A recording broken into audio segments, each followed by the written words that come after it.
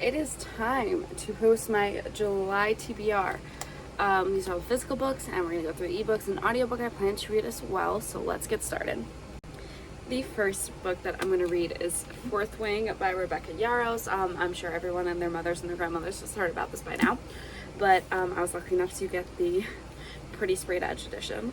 This is about Violet, who wants to just become a scribe and live a quiet life, but her mother, who is a commander, forces her to go into the Dragon Academy to try to become a dragon rider, which is something that is extremely difficult because dragons are bonding with fewer and fewer riders. And I know it's fantasy romance, and I know she has to go up against Xaden Ryerson, who's the most powerful and ruthless wing leader in the Riders Quadrant. So I'm guessing maybe that's the love interest? I don't know. I'm really excited to read this, but I'm also very, very nervous. So we'll see how this goes. Next we have Misrule by Heather Walters. This is the sequel to Malice, and it is the last book in this duology.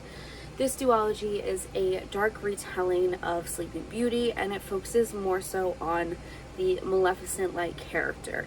The ending of the first book was insane, and I'm really excited to see where everything's gonna go.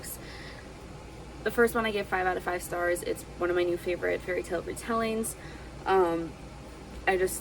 It's amazing. The first one's about this one girl named Alice, and she's kind of looked down upon because her specialty in magic is kind of curses, poisons type little thing, and it's not like what all the other fairy people are which is appearance, wit, things like that. So she's looked down on by society, but she befriends the Princess Aurora, and there's even a little bit of love in there. But if you haven't read Malice, I highly recommend it, and I'm so excited for this one. Next up is Love in the End Zone by Karina Rose, and this is a football romance where so the football player, he scores the winning touchdown, looks into the crowd, and sees this gorgeous blonde, but instead of being happy that the team won, she flips him off and gives him a dirty look. And he later finds out that she's actually the granddaughter of the guy who owns his football team. So he tries to get to know her a bit to find out why she reacted this way. So I'm getting hate to love kind of vibes. So I'm really excited to read this. I got this in a romance reveal book box. So this is gonna be so good. This is Never With Me by Kaylee Ryan, and this is a romance that starts out with a blind date photo shoot. Those photo shoots, I've seen pictures of actual people that do those photo shoots, and it always gives the most amazing pictures. So knowing that this is what that's about, it's gonna be so adorable. So Ramsey is convinced by her best friend to go do this, and then when she gets there, she finds out that the guy who is her blind date for this photo shoot is Deacon, who is her best friend's older brother, which is a trope that I absolutely love. It's not that long. This is another reveal book box book that I got, so cannot wait to start this one. We have another romance. This is Official by Georgia Kaufman, and this is about a girl fake dating her brother's best friend. So they agree to this fake relationship together to fix the main guy's career, stupid mistake, and help him save his career. It doesn't really say what his career is, but I'm guessing it's something like water, swimming or something related. But they're also going on a vacation together. But then they fall in love on the vacation. So I'm not sure. I'm excited. I'm intrigued. It's short. I will fly through this. It's literally barely even 200 pages. It's another reveal book box. I have a lot of these romances, so I'm trying to get through more of them. This book I am super excited about. Riley Sager is an auto-buy author for me. I almost always love his books. There's only one or two where I was kind of no. So this is the only one left, and this is an addictive gothic chiller about a young caregiver assigned to work for a woman accused of Lizzie Borden-like massacre decades earlier. So she is a nurse who's going to care for Lenora Hope in her nursing home, and it has little lines in between parts of the summary. It says, at 17, Lenora Hope hung her sister with a rope, stabbed her father with a knife, took her mother's happy life. It wasn't me, Lenora said, but she's the only one not dead. I am so excited. So Lenore kind of makes a deal with, what's our main character's name? What is her name?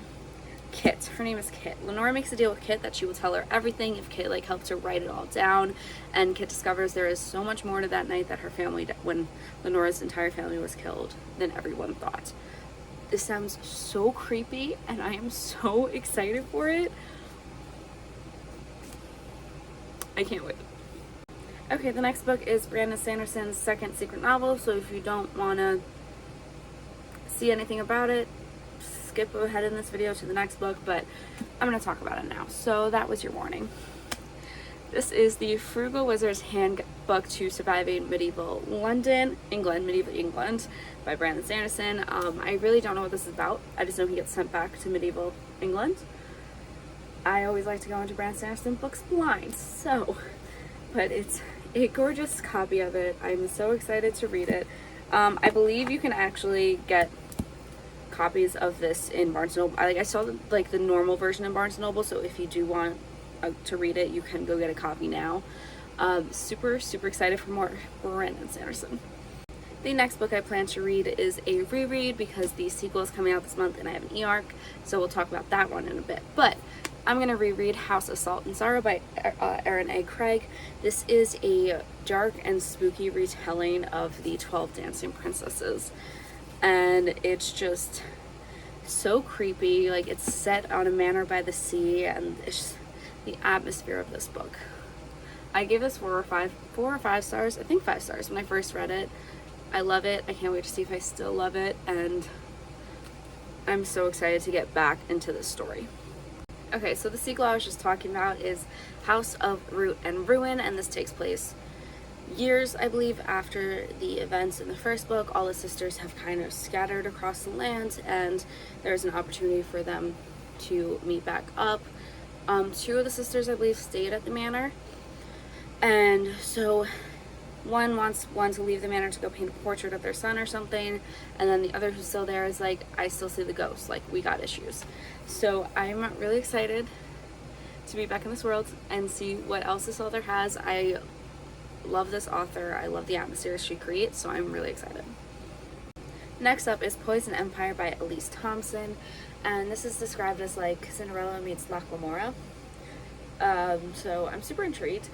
It's about 2 girls. One is can control poisons or something. The other one is a metal mage, and they are captured by their fathers, who are noblemen, and they have to go and pretend to be their half sisters and try to get the princess hand in marriage or something. And the prince also is trying to uncover a traitorous plot against him, and he finds out that the noblemen are using their daughters, sisters, like anything and siphoning away their lives to increase their own magic. It sounds like a very complex fantasy romance, so I'm all here for it. I'm super excited. I love the cover. This comes out this month. I cannot remember the date off the top of my head. I know it's in the 3rd week of July. Next up, we have The Legacies by Jessica Goodman, and this is a YA thriller about this group of girls who, from birth, they're a very rich family, so they know that in prep school they're going to get chosen to be nominated for the Legacy Club, which all their parents are part of. It's like a prestigious club for all the rich people, and they have to survive like a week of events, including the Legacy Ball. What throws everyone for a loop is that this one girl, Tori, who is a scholarship kid at this prep school, is also nominated. So they're all going through these events together, and they all have lots of secrets and lots of drama, and someone might even die trying to keep their own secrets or reveal others. So it sounds creepy. I love thrillers that surround like high class like drama like this. It reminds me of Gossip Girls, but like more murdery. So I'm excited for this one. Next, we have Dark Water Daughter by H.M. Long, and this is about a storm singer and a pirate trying to work together to take down a pirate lord. So Mary is a storm singer. She can use her voice to control all the storms, take out armadas with them, and she is supposed to go into a life of servitude for the pirate lord Lear, and instead she goes to his enemy Samuel and offers her help getting rid of him in exchange for his protection. So these two are trying to bring Lear to justice and get rid of him, and it's supposed to be really good. I've seen lots of great reviews already, and it's not even out yet. The cover is absolutely stunning. So I'm really, really excited about this one. And I just love the idea of a storm singer. It's like a siren, but not. So I think it's going to be a really cool fantasy romance. Next is one of my own most anticipated books of the year, Bonesmith by Nikki Powell-Preto. She's the same author of the Crown of Feathers trilogy, which I absolutely adore. So this is about a bonesmith. What is her name? Oh my god, I can't remember. Her name is Wren. Bonesmith Wren. She wants to become a Valkyr, and she has to complete these trials in order to do that, and she's trying to impress her absentee father, but during her trial someone sabotages her, so she's failed, and she is banished to patrol like the wall between their world and like this kind of like haunted wasteland. So in order to try to bring respect back to her family, she goes and offers herself up to go save the kidnapped prince from the wasteland. And in the process of trying to do that, she ends up having to make an alliance with one of his kidnappers. So I'm really excited for this. I'm assuming it's going to be enemies to lovers. I am assuming it. It sounds like it will be. It sounds so cool. It's like described as like Gideon the Ninth meets Game of Thrones, like the wall part. So I love both of those things. I can't wait. The cover is so dark and creepy. It's gonna be so good, and I cannot believe that I got my hands on an arc of it. It doesn't come out until July 25th. I'm still blown away that I managed to get a copy of this. It's gonna be so good. And then the last book I want to read is Deity, however you pronounce that, by Jennifer L. Armentrout. This is the third book in the Covenant series, and I've been slowly listening to all these on audiobook because I want to reread them, refresh my memory so I can read the spin-off series that it has. I think it's like The Titans or something like that. I love this series so much. So much. I'm not going to tell you what this third one is about because obviously spoilers, but this is about a world where there's pures and half-bloods, and they're all like descendants of gods, and half-bloods are basically treated like the lower rung of society, like they're not really important, and relationships between half-bloods and pures are forbidden. So, and like it's punishable by death. The pure gets to live, but the half-blood will die. And there's also this very special half-blood called the Apollyon, and they have magical powers gifted from the gods, and so that plays a key part in the series too. And it's such a good series. If you haven't read it, I highly recommend it. They're pretty quick reads and they're kind of addictive. Okay, so that is my TBR for July. If you like this video, please like it and please subscribe. Let me know in the comments what you guys are looking forward to reading in July. Bye everyone.